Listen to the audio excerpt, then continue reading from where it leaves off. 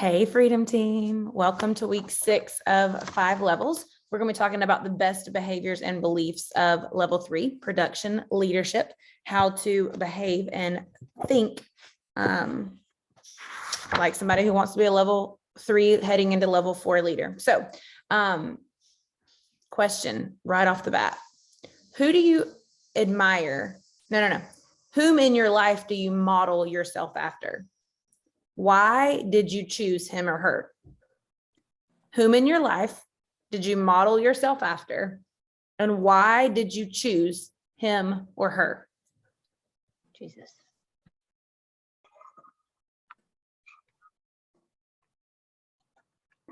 Proverbs 31 woman. Because I was about to say there's part 2. Is that dramatic pause? I mean, that's the word of God. So I feel like that would be a good thing to aspire to be like, if that's our example. Good answer. I ain't had known about hers until recently, so that ain't my answer. Oh, I got another one. Okay. When it comes to being a mom, and I don't mean the amount of kids, I just mean the qualities that she displays as a mother. Michelle Duggar. Like when I used to watch her show a long time ago, I just was always amazed how she never yelled. And like, even when she would have a toddler acting up or whatever, she just would display the most amount of patience and love. And I just thought, I want to be a mother like that. I can't. Not on this. I remember watching, it's so funny, man, I'm so glad you found me. I remember watching, anybody remember that show where the nanny would come in and live for like 48 hours from England and like get people into ship shop shape? I remember watching it thinking, please don't ever let me have to call a nanny in for emergencies. Like, please let me at least get better than these families are. Surely. So I watched What Not to Do.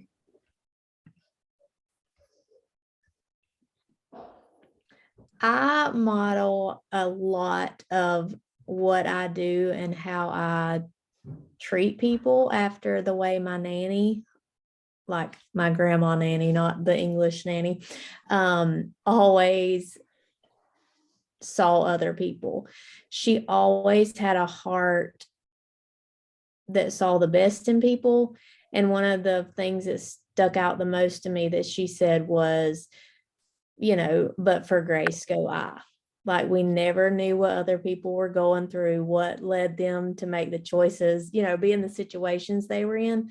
And she just always had a really gracious heart and wanted to know all the things about Jesus and the Bible and all the things. So I try a lot to see people that way. I love that.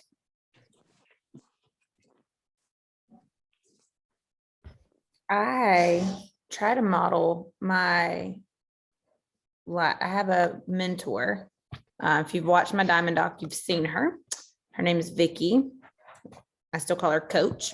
I've modeled a lot of my life after her. Just being selfless. Well, let me preface this by saying I fall real short of where I hope to one day be, but she's just always been very selfless with her time, very giving. I did not realize until I was an adult educator with kids what a sacrifice she made for decades to mentor teenagers for years and years and years. She coached multiple sports, which it's an investment. You work a full-time job as an educator, and then you work another full-time job basically as a coach, because high schoolers got lots of problems and you got to show up. When you're their mentor in their life, you have to show up, and it never ends. It's not like when they graduated ends. I told you my story with her. So just being very selfless with her time.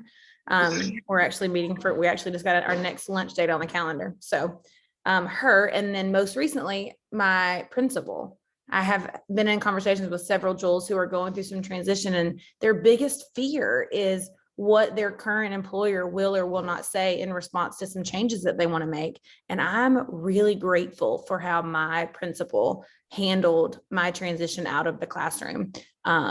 It if she exemplified leadership in those moments and just in shepherding me in the years before that. So I hope that you guys will pay attention to what you admire and respect in leaders around you, because what you focus on expands. And if you're unaware of what you respect and admire, you're going to be unaware of what you're hoping to become. So you've got to pay close attention to that. All right, so let's get into it. People will always respect results, always. Results talk. And they will always respect people who they perceive to be further ahead. So behavior number 1 in production leadership is understanding how your personal giftedness contributes to the vision. I love how John said that discovering his true strengths and how he can serve his organization takes effort, and that he has always been okay with the fact that that process of understanding himself and how his gifts can add value can be messy. He actually said on a podcast I listened to, many of you listen to, that his capacity now for learning about himself and others, it's bigger than it's ever been. And I would dare to say it's because he's more intentional. I mean, he's been so intentional for so many decades. Of course, his capacity to learn and grow is bigger now. Look how long he's been practicing how to learn. Decades and decades. But he said that he was okay with the process being messy in the book because it eventually led to an understanding that he has special gifts and abilities. If you want your team or department to be good at what they do, then you need to become good at what you do. Productivity always starts with the leader. So focus there first, and you'll earn opportunities to help others improve and reach their potential. Sometimes it feels so much easier to cast the productivity responsibility down. Productivity always starts with the leader. Always. It starts with the energy. It starts with belief. It starts with passion. It always starts with the leader. If you want your team to catch fire, you got to be the flipping spark. Okay. So it starts with understanding your personal giftedness. So I love to see this. Everyone's so awkward when you ask this question. What are your unique gifts? What are you gifted at? Listen, us type 3s, we got list upon list of what we good at. Okay. So who else got gifts? I love using Strength Finders to actually look through, take the survey. And it is such a unique thing to know what you're good at, because we always default to what we're weak at. Instead, my top strength is winning others over. I'm a woo. I have communication. I have strategy. I have compassion and empathy. So it's like, I know what I'm good at. And so trying to utilize that to capitalize on relationship building then within this business. It's obviously working in your favor. I'm glad. And also just a note to moms, if you have kids who are starting their first jobs, having them take Strength Finders before they have their interview, to have a 16-year-old walk into Chick-fil-A, Culver's, wherever you live, and know what they're good at, sets them apart from the very beginning. I did that with all 3 of my older ones. That's good. Good tip. Yeah. I would say my belief is very high. When I believe in something, I'm 100% passionate in it. And I am definitely an activator, and I'm very confident in that. So like, I want to get it done and do it well and run. Yeah. I feel like I'm really great at building relationships quickly. Like when I speak to someone, I always look at them in the eye. My dad always taught us how to be good listeners, which is not always easy for a 3, but to really like listen to people and connect and, you know, have them trust you from the go, builds relationships really quickly. So I just like making friends with everybody and just like talking to people and having them build their trust in me. You're very warm. Yep. I love that. And if you keep developing that, you'll be like Sonia Dudley level warm. Like when she walks off, you'd be like, did we just become best friends? I feel like we just became best friends. That's what I was going to say. Shannon is relationships. I feel like I have a strength in developing relationships because that's very important to me. Yep, you are fantastic at that. Brittany, I agree. I wish I had that strength too. Thank goodness we have so many nice people who work really hard to help us develop relationships. And okay, so here's part two of that question. So as a leader, how can you use your unique gifts to make our team better?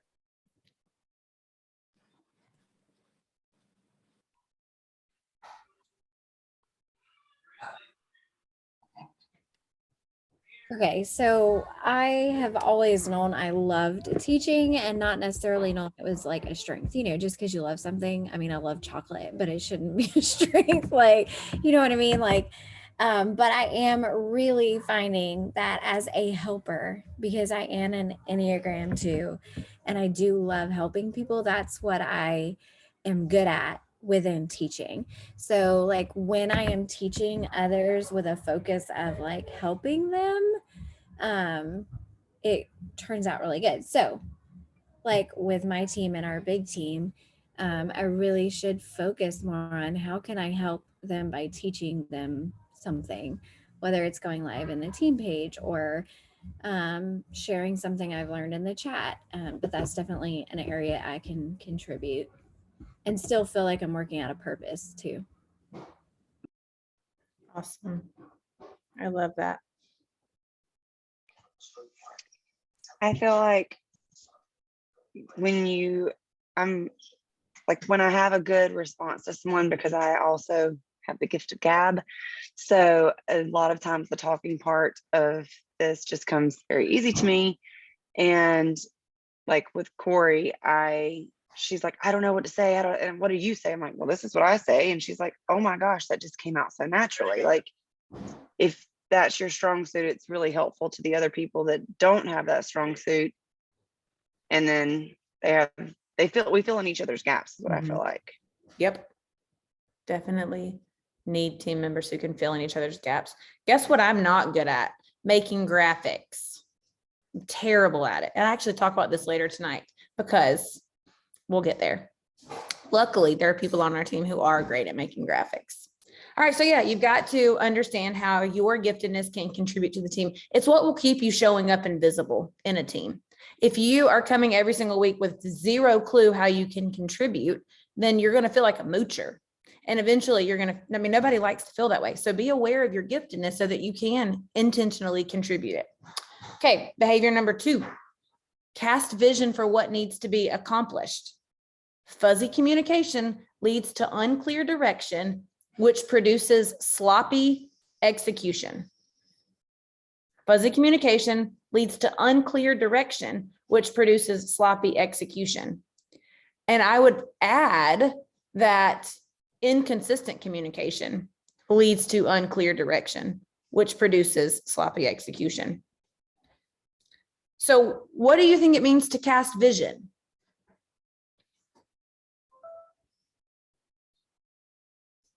So I love casting vision. I think to cast good vision, you have to be willing to ask good questions so you can understand what's important to that specific person, or maybe their color personality, or just who they are.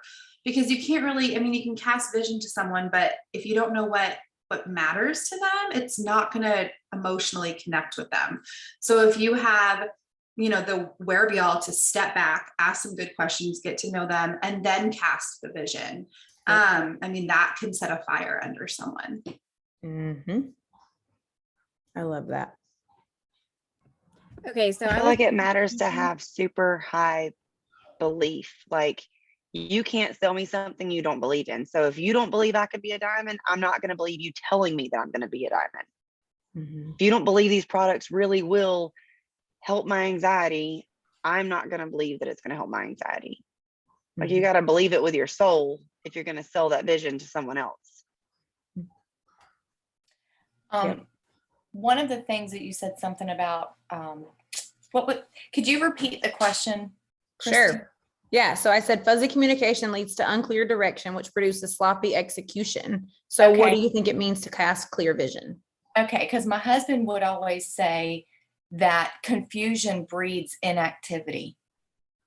And so if you're not clear on what you're supposed to be doing, then you do nothing a lot of times. And so that just kind of came to my mind when you said that. Yep.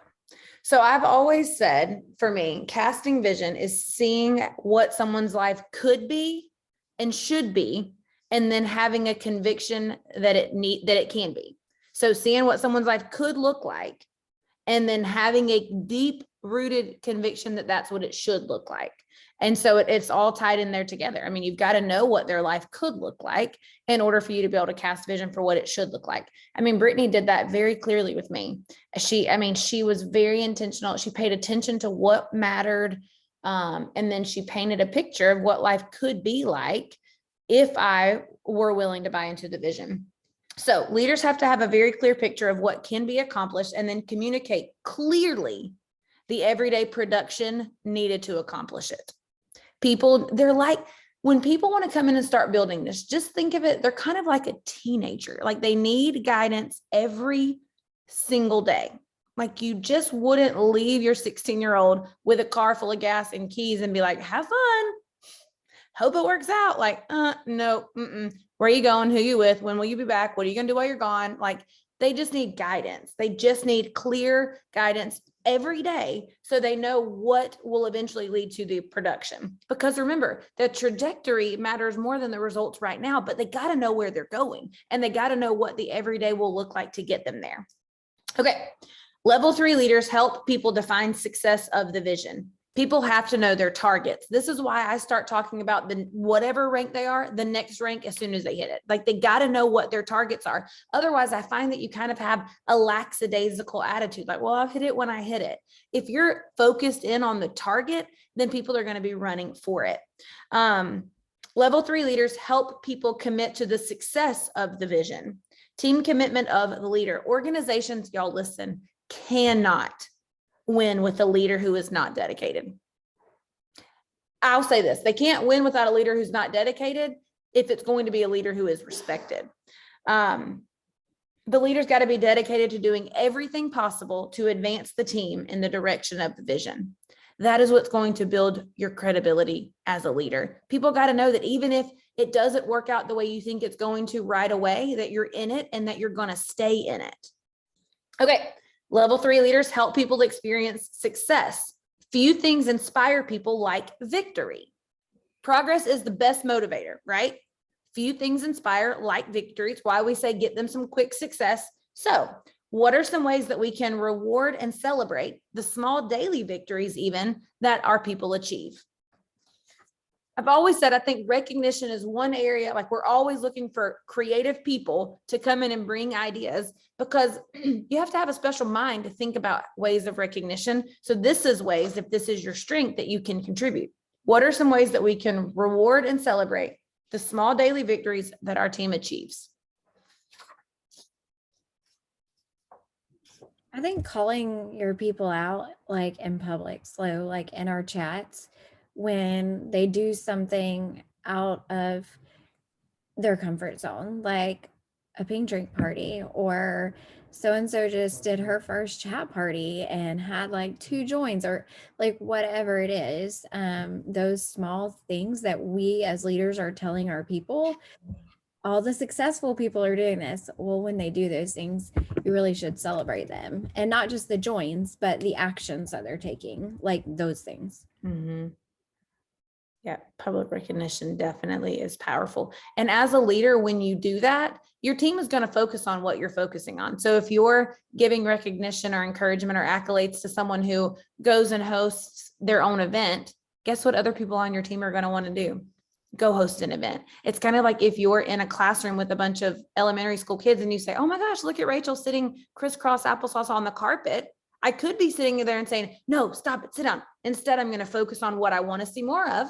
Rachel, I'm so glad that you're doing that. And you guys, they run as quick as they can to the carpet to sit crisscross applesauce to hope that someone can recognize that.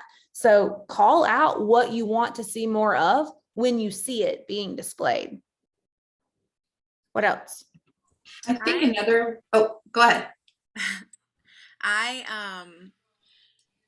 always think it's really, to me, I feel very seen whenever like you or April notices something that I've done. So like when I re-ranked a few months ago and you were like, hey, congrats on your re-rank this month. And I was like, how'd you even know that I re-ranked? You checking on me?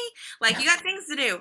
And so to me, that made me feel special. Or when April's like, hey, congrats on your join today. I'm like, she's watching my joins. So I'm starting to now have like level 4s that are duplicating and things like that are really deep. And I'm learning, okay, how do I give my time to them? And just even if they get joins, making sure that I say, hey, I saw your join today. Congrats. I'm so excited for you. And just rippling that down, because that meant a lot to me. I know is going to mean a lot to them. Yeah. You would be surprised how many people say that. Just recognition from someone above their upline, man, it does mean a ton. So keep that in mind as your team does start to develop some depth. You can't ever do it with your, if I try to do it every single time someone on my team had a level 3, of course that would be, but when I see it, like if I can see it in a chat or whatever, it just takes a couple seconds, but it makes a huge impact. I had no idea. Well, yes, I do pay attention, Shannon. And yes, I'm checking up on you. So congratulations. Yeah, I mean, I think that there's lots of ways that we can recognize small victories. You know, just like somebody said, if somebody goes out of their way and they do a post just saying, hey, listen, I know that took some courage. Like I want you to know I feel that, and I'm super proud of that. It helps them to feel seen. All right. Anybody else? I was just going to say, as I came in and I was new and I was asked to be on a Ruby call for a coaching. And when I had sideline ladies and people who were not even part of Michelle or Angela's team private message me to tell me and just encouraging things, that was super impactful too. I mean, just like, it's not just the up and down, but it's the across of how we encourage and just love on each other as a team is so powerful. So it made an impact on me. So it made me think about how I could do that more. Yeah. Yeah. I mean, and that's why you see people almost every week, every team call, almost every book club, people will go in those chats and say, hey, thank you for saying that. That meant a ton to me. And I had somebody say one time, they're like, I mean, we get it. Like everybody thinks you're great. Why do they keep telling you that? And I'm like, it's because it's having impact. It's having impact. And so, yeah, if somebody impacts you guys, whether it's a sideline, it could be a totally different team. You know, these tip from the tops videos that you guys are watching, I've had my inbox slam full of people saying, hey, thank you for making that video. Like it meant a ton. Thank you so much. So take a second and reach out. It doesn't matter what their rank is. It doesn't matter any of that. Just say, hey, listen, that impacted me today. Because you just never know. You never know, because I guarantee you people that are getting on these calls or who are doing group coaching or whatever, they have the same mind hurdles we all do. And I know some of you think, well, when I'm a diamond, I'll have conquered all of those things. No, you won't. No, you won't. You'll probably still struggle always with that one main thought, except then your audience is even bigger. And so the thought is magnified. So when you do hear that encouragement that's rippling, it's super nice. Okay. Behavior for a level 3 leader. Develop your people into a team. A good team is always greater than the sum of its parts and is able to accomplish more than individuals working alone. Guys, team members complement one another, and it is your job to figure out how to make that happen. Leaders must know the strengths and weaknesses of each player. This is where I get to bring up the graphics. So for a long time, I like to pride myself on being well-rounded. And so I would do my very flipping best with these graphics. Anytime we needed a graphic for the team page, I threw one in the hat, and every time rejected. I mean, rejected, like not even nicely rejected. She'd be like, no. I'd be like, but Britt, look, I put a really metallic silver rose on it. I think we should use this one. And eventually she came to realize that what I did not understand, it was okay that I wasn't great at everything. She brought people to the front of the line and she was like, but Christina, look at their graphics. Do you see? Like, it's okay that this is their strength zone. They make things pretty. You buy Dixie bathroom paper cups. Like, there's a clear difference. Do you remember that event when I bought the Dixie paper cups? I didn't know you were supposed to buy nice events or nice cups. I mean, we all drank out of it. What's the problem? Apparently you're supposed to buy like the fancy plastic ones. I'm telling you to say aesthetics are not my thing. So, but Brittany had to do the hard work of, stop laughing, the hard work of breaking the news to me and then bringing up several people who are much better at it than me and helping me see that their strength is a strength of mine and being able to utilize it. So question, how can we begin to understand the strengths and weaknesses of our team?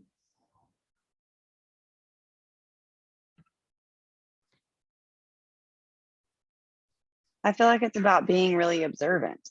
Like generally people enjoy doing what they're good at. So if they're stepping up in that area, that's probably a good indicator that they like it and they're probably good at it. But just being observant, like Corey's not going to pull her own chain on anything. Like she doesn't think she's good at anything. But when you watch her, it's apparent what she is good at. And then when you tell her she's good at it, her whole world lit up. She would love nothing more than when you ask her to help you do a graphic in Canva. I'm not good at it. She is. Like that makes her feel so good that I noticed that she's good at it. And it gives her an area to shine. Mm-hmm. You got to watch out for us type 3s though, because if you say people will step up to what they think they're good at, we think we're good at everything, Justice. So just be warned. If you get one of us, just be warned. You're going to have to be like, no, no. What That's else? so funny because whenever anyone asks for like help with something, I have to like hold my hand down. I'm like, you don't need to do it. You don't need to do it. You don't need to do it. But I really think it's like, I kind of want to piggyback off of Jessa there, like looking, watching, asking good questions, seeing how they're doing. And then when they do something well, saying, hey, hop in our group chat and tell everybody about what you did. You're going to add so much value, like really building them up. So they're beginning to be a leader. And they're also excited that there's that recognition part too. Mm-hmm.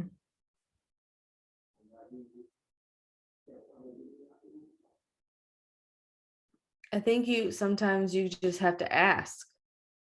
And sometimes you can send them fun little tests that they can take and then ask them what kind of results they got. I did this weekend, actually. I was learning about spiritual gifts. I saw something that was very interesting about it. So I got curious. I went and took a spiritual gift test, and then I sent the test to several of my leaders because I was just curious what their spiritual gifts were too. So sometimes you just have to ask. Mm-hmm. Yep. I liked how he talked about Coach Wooten and how he would analyze the spot on the court where every team member was the most effective with their shooting. And then he pointed that spot out to the athlete and told them, this is your spot.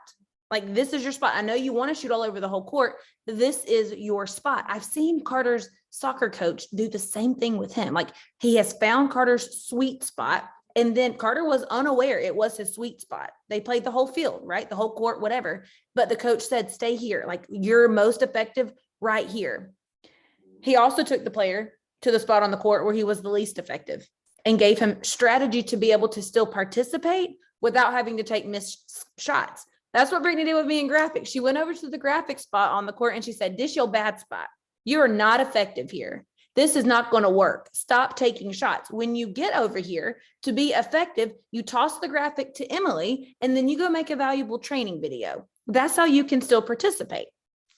To me, this means that, it says that he empowered the shooter to be confident in passing the ball from that spot rather than shooting it. Like, people are going to do something. So give them something to do. I can pass the ball and I can go stay in my strength zone. To me, this means we have to be willing to help our people see their strengths and then give them freedom and opportunities to operate there. We also have to help people become aware of their weaknesses and then create a team where they feel confident in passing the buck in that area, where they can be supported in that area. So that is what that reminded me of. I'm like, oh, that's what she was doing. She was taking me to my weak spot on the court. But to me, as a leader, I am very convicted in this area because I will have to sit back and be like, okay, the sweet spots are easy to find for my leaders. That's her sweet spot. That's her sweet spot. But then I have a hard time slowing down to help recognize, okay, well, if I would give her a strategy over here where it tends to be not as strong, I bet she would feel more supported when this comes up. So paying attention to that, making somebody feel empowered. so that they have a lot more small victories than they do missed shots. Anybody have a similar experience with somebody pointing out your sweet spot or your less than sweet spot and how it impacted you as a leader?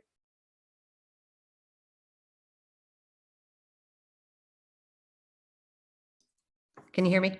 Yep. Okay, sorry. Actually, it's just recently happened. Michelle asked me to help organize our team dinner. And while that's not something that, well, at convention, just we're gonna have a lunch. And while it's not something that's flashy and like out there that I'm in front of, but it's something that I was able to do behind the scenes, but it's still going to be, you know, very impactful for our team because we're all going to get together. And her asking me to do that, as that is one of my strengths, is kind of organizing and planning in that realm. It made me feel very valued. Mm-hmm. Yep. I love that. Love, love, love. All right. Question. Describe a time in your life when a leader celebrated one of your relatively small victories. How did you feel as a result of that?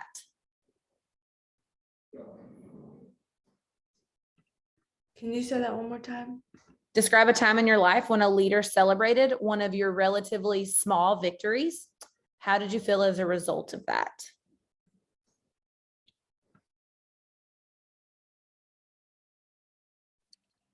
Well, for me, I shared my testimony on a Zoom one time, and Angela celebrated that. And it made me feel like I could do it again. And she said that I had really good, like, presence on Zoom and like just video presence. And I didn't believe that about myself.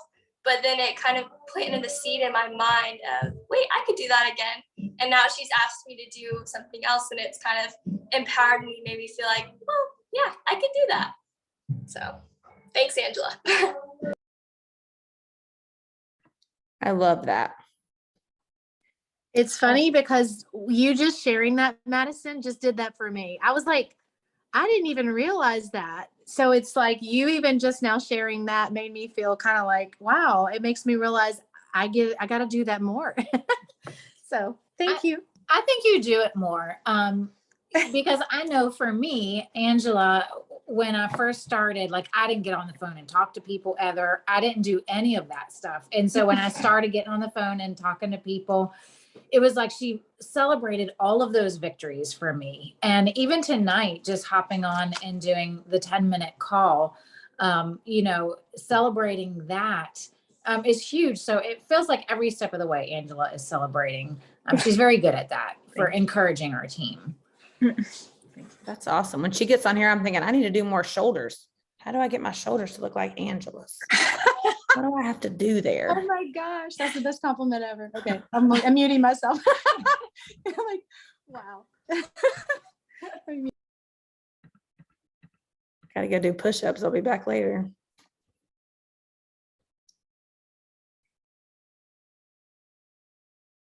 Anybody else?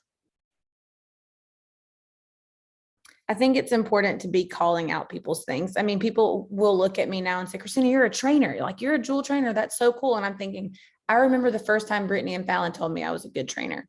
Like, I've remembered to this day, like, they think I'm a good trainer. And then I started getting opportunities to train. And then I got to train at Ruby Retreat. And then I got to train. And so it's just always kind of compounded on it. But sometimes you have to see things before other people will see them. And so, and then also receive what people say. Like, they've never come and said, Christina, you are the best at hospitality. Like, you should do more of that. But when they have told me what I'm good at, I receive it and I listen to it. And then I'm like, okay, well, how do I make that better? So pay attention to that and call that out in your people. All right. It's important to remember that as you lead people on level 3, to not take for granted that they know what you know, or that they believe what you believe about them. Don't assume that they understand how their talents and efforts are supposed to contribute to the mission of the team. Communicate it often. The leader sets the tone more than anyone else in the team. Your attitude is contagious. If you're positive, encouraging, and open to growth, so will be your people. All right, number 4, prioritize the things that yield high return. We've talked about this a ton, the Pareto principle. Successful leaders know that the key to productivity is prioritizing their time, their tasks, their resources, and even their people. Effective level 3 leaders know that it's not about getting a lot of things done, but getting a lot of the right things done. So he says to identify your top 20%, like what's going to give you the 80, what 20% of your efforts are going to give you the 80% of your return. What is required of me? What must I do? Nobody else can do it. What must I do? What gives me the greatest return, meaning what I should do. And then what is the most rewarding to me, which is what I love to do. Here's the best part of the whole dang chapter. He says, if you lead well enough, for long enough, and build a great team, the answers for all 3 questions will become the same thing. Eventually, what's required of you, what's going to give you the best return, is all going to be what is most rewarding to you. And I'm like, oh, that is motivating right there. If you lead well enough, for long enough, and build a great team, the answers for all 3 questions should be the same. He says this, as you lead your team, your goal should be to help every person get to the place where they're doing what they should do and love to do, because that is where they will be the most effective. When somebody's operating in what is going to give them a greatest return and they love to do it, that's where they're going to be the most effective. All right, we're pushed for time, so we'll move into number 5. Okay, number 5, behavior. You must be willing to be a change agent. Listen, it does not mean that you have to love change initially. It means that you must be willing to embrace it. You're allowed to feel however you want to feel about it for the first second that you hear about a change. And then you must be willing to embrace it. If not, you will become outdated. Change in an organization is always a leadership issue. It cracks me right up when I hear Diamond say, I hate change. I've always done it this way. I'm always doing it this way. And I'm like, may or may not go so well. It takes a leader to create positive change. Matter of fact, that's the only difference in a leader and a manager. Is a manager can manage something going in a certain direction, but it takes a leader to create positive change. All right, here we go. Which of the 5 areas of common ground on page 163 and 164 have you found to be the most prominent in your business? And I'm going to read them to you, so just everybody relax. But if you have your book, you can turn there. He says, to get started creating change, you have to look for common ground in 5 common areas: vision, values, relationships, attitude, and communication. That in order to create positive change, you've got to find common ground with your people in one of these 5 areas, preferably all 5. But if you can start creating common ground in some of these areas, then you can produce positive change. I'll tell you one that our team totally kicks butt at is culture and relationships. A lot of the positive changes that come out of our efforts come from the relationships we have within this team. And that is because of all of you. If you're on this call, you're a leader and you have to contribute to the culture of our team. And so, I mean, I think that's something that we definitely thrive in. Page 163 and 164, somebody else asked. So when you're trying to find common ground with your team, which of these 5 areas do you find the easiest to connect on? I definitely think for me it's relationships. And I feel like past relationships, even if they're from like high school, college, or, you know, wherever, or when I first started my career, I feel like those are coming full circle for me almost. Just like relationships I made in the past almost are making like this with Plexus. I don't want to say easier, but like that was already established. So now just building on top of that relationship that was already established. Mm-hmm. That. I will say the same. Relationships definitely, and values. Like all of us and even I can say this besides just my team, I feel like our values, we love the Lord. We want to walk in the things that he has. We love each other. We want to value each person.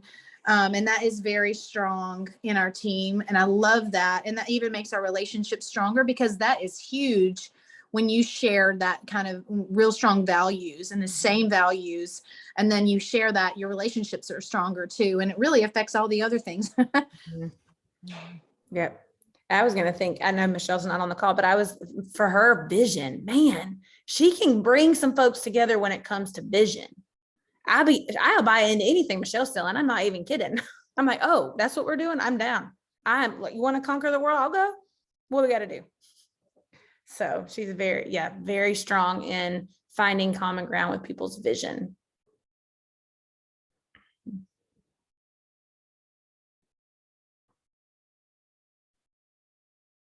All right. Well, number 6, my favorite, shocker. Never lose sight of the fact that results are your goal. Guys, this is a business. This is a business. Good leaders on level 3 keep pushing. If they gain momentum, they don't back off and coast. That's a dangerous move. Ask me how I know.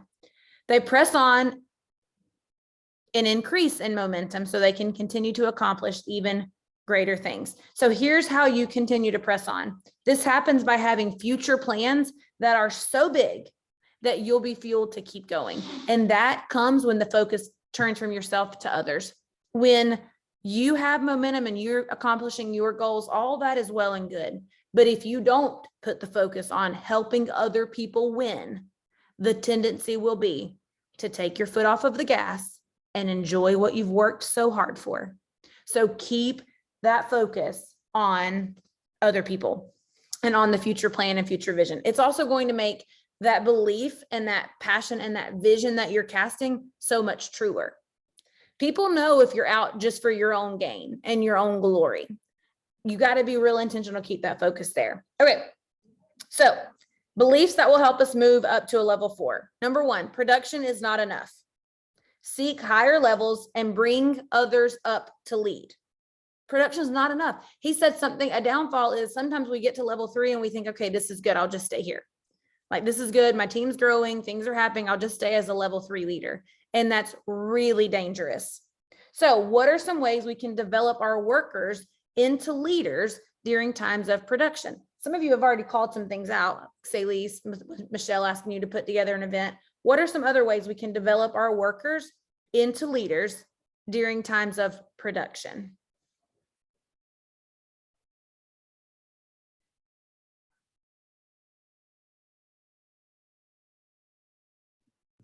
I think being willing to dissect and analyze parts of their business with them, conversations with their prospects, conversations with their workers. Yep, help them learn how to think like a leader.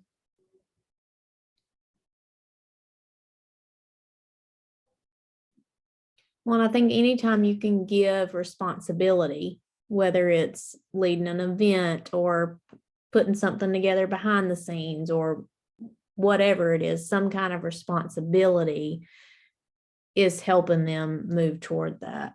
Mm-hmm. Agreed.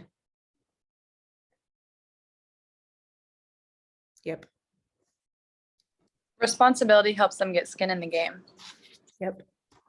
Kind of like, like you're asking someone to give up $120 minimum of their paycheck every month. They're getting skin in the game. They want results. And, even if you don't have a team, if you're on this call, you have a team, right?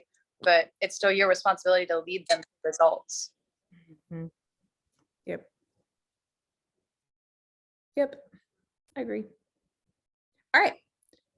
Belief number 2. People in an organization are the most appreciable asset.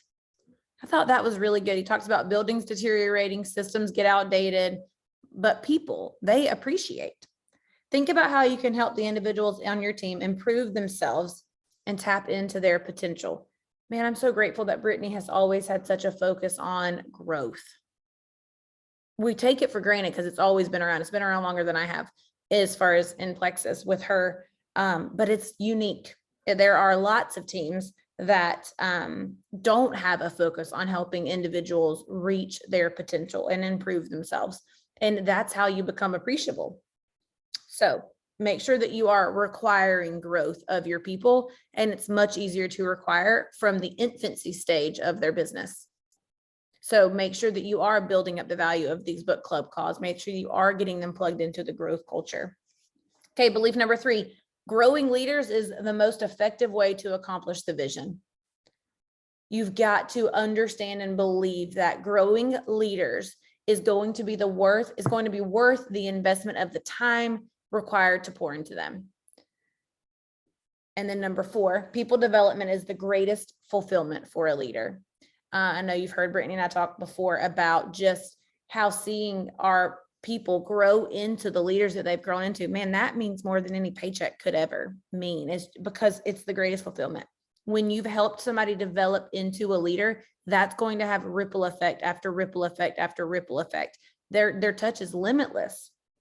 So bottom line, be the team member that you want on your team. Some leaders make the same mistake of some parents. They expect the people to do as I say, not as they do. But here's the problem. People do what people see. People do what people see. So question for self-reflection. If your team had done this week only what you had done this week, would you be satisfied with their performance? Would their trajectory be headed in the direction of their goal?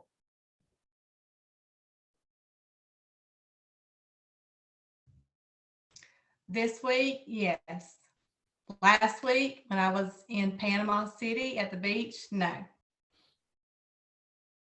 Good. That means that you know exactly what it would take for somebody to move forward, and you can give them that perspective. I think that's a good question. I think it's a good question to sit and think on. I think it's a good question to pause and reflect on often. Like, okay, if my people were doing exactly what I intend to do, would this get them where they want to go? Would this be a true trajectory toward their goal? And if not, reminding yourself that people aren't going to do what you say. They're going to do what they see. So yeah, I often also use it as a gauge to whether or not something's a valid excuse for something. Like I will think to myself, okay, if my team member came to me with this exact same scenario, would this be a case where I'd be tempted to offer grace or where I would be firm? Because sometimes we kind of govern ourselves with a softer rule. And so just making sure I'm holding myself to that same standard. All right, take some time, and you don't have to do it right now, but this week, hopefully you've already done it because he said to. Take some time to list the qualities that you desire in your team members. Oh, this is so good. All the things you wish you could have in someone. This would be really good too for people who are constantly bickering in their marriage. Like, okay, write a whole list of what you wish your spouse would do or be, and then see how many of them you do or are. But do this. So write a list, all the personal qualities that you want to see on someone on the list, and then check yourself. Do you measure up to what you wish you were attracting? Wherever you don't measure up, whatever that characteristic is, maybe it's diligence, maybe it's consistency, maybe it's intensity, maybe it is, I don't know, whatever, someone who has influence or whatever you wish to see in someone on your team, do you measure up? And if not, write an action next to it describing what you must do to possess the trait.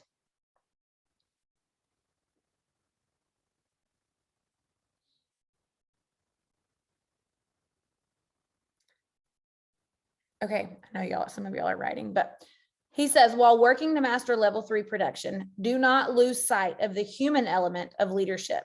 You cannot forget level 2 leadership while you're mastering level 3 leadership. Don't forget to stay relationally connected to your people. They're not just a number. They're not just the way for you to get to momentum. So last question, what are some ways that you can be intentional to continue to be relational?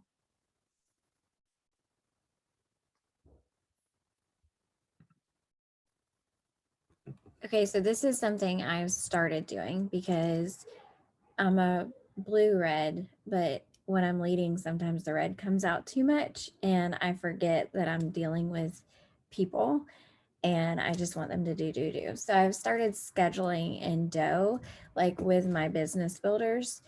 I'll just write connect. So it's not a follow up about that video or follow up about that podcast or talk to them about the event they're planning. It's a connect. And so I shoot them a text about whatever. How was your weekend? Or what are y'all doing this weekend? Or what did y'all do for your anniversary? Just little things like that. Mhm. Yep. Someone had to teach me that too, Rachel, because for that, some people that comes very naturally. For me, it just doesn't. And it doesn't mean that I don't care or I don't want to know what you're doing for your anniversary. It just would have never occurred to me to stop math. So I had to be So taught that. a shout out to April on this one. She's always been really good about that with me. She's the one that taught me this. Gracious, bless her heart. She Yeah, can like reach up and down.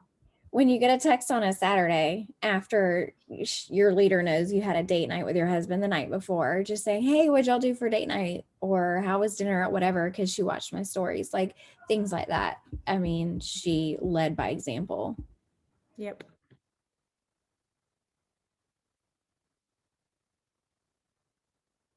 Yep. I think I'm the opposite and I have a little bit too much of the relational side. I'm connecting with people and I'll look at the messages and I've checked on them 3 times about their kids or whatever they're posting. And then I'm like, oh, how do I bring up Plexus? I haven't talked about it in all these messages. So I kind of lose it. Yeah, not ever been a problem for me, Cecilia. Someone going to give you some good advice, but it ain't going to be me. I can definitely relate to that, Cecilia, because I too am a connector and I'll talk and talk. And even in Teamsy, I'll write connect, but I actually have to schedule the follow-up and it just says Plexus, turn conversation to Plexus. So I actually have to schedule my Plexus follow-up after connections. But I wanted to say something also that I've done to be able to better connect with my dream teamers, my business builders, and kind of like my top prospects. In Facebook, you can go in and assign like a favorite tag so that people's story or people's news feeds, and I think you can only do up to 30, they'll appear higher in your news feed. So that helps me know what they're doing so that, you know, like April does, like go in and be like, oh my gosh, you know, I saw that you guys, you know, went, you know, XYZ this weekend, you know, how was it? What did you like best? To help, you know, further that conversation and connection. That's smart. That is smart.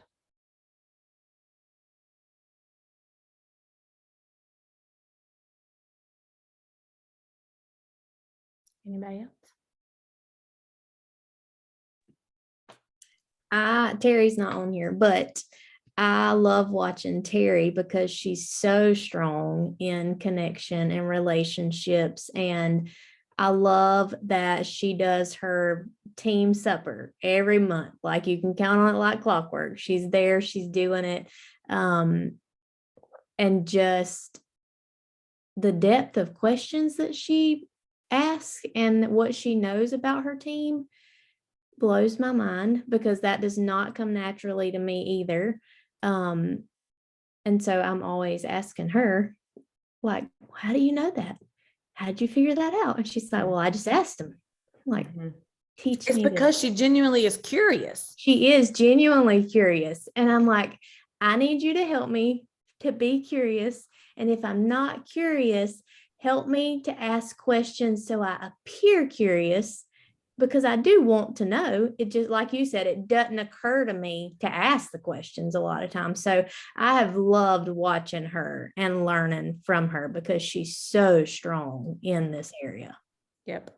I agree. She is very strong there. That is kind of how April has been for me. I've learned from watching her because man, she is very good at this. And I noticed once she lovingly pointed out, like, hey, I would really like for us to connect sometimes. And I'm like, oh, really?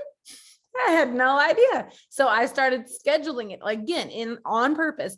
And it took her a few times to be like, you scheduled me in. I'm like, I'm sorry, I'm trying so hard. But I really do want to know like all the things I'm asking. But yes, I did have to put it in my time block because it doesn't come to match. It just doesn't in my brain. I can't help it. But I listen, now our connection calls are some of my faves. And our relationship is so much richer because of it. So yes, I love what you just put in the comments, Britt, about how they all recognize each other. It is special. How we did that. Everybody watching this video is going to want to know how'd they do that over there. Well, it's interesting because like a lot of these people, they're not like in the same genealogy. Like we're all on this team together and we all feel like a family, but I'm seeing people shout out sidelines, and that's just special to me.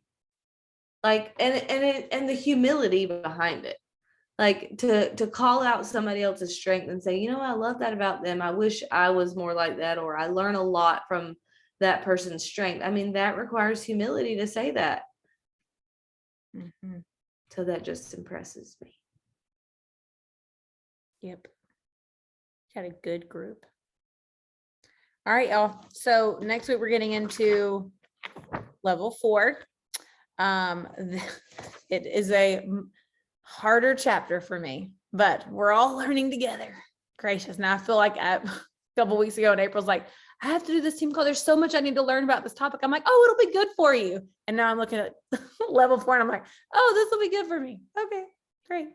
So level 4, here we come. And then we'll have a break for convention. So see y'all later. Bye.